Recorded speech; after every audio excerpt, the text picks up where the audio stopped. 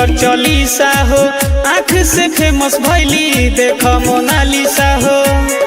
हे भाई सुना सुना सुना बतानी इनकर चलीसा हो, आँख से फेमस भैली देख मोनालिसा हो।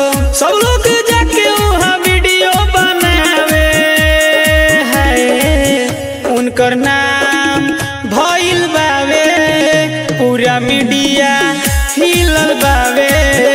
उनकर नाम भइल बावे पूरा मीडिया हिलल बावे।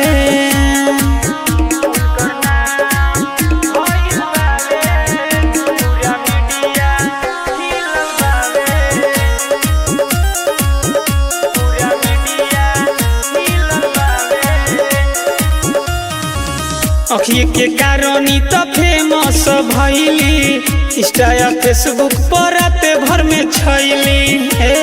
सुना राते भर में छैली, अखिए के कारणी तो फेमस भइली, इंस्टा या फेसबुक पर राते भर में छैली।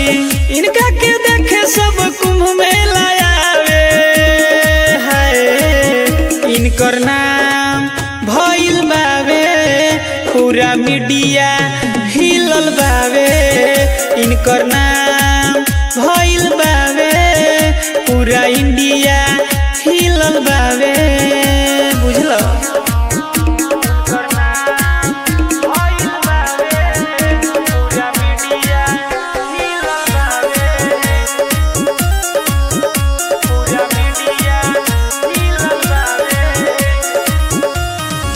बेचेला महाकुंभ में आइल रली माला, वीडियो बनैली जब से हो गइल हाला।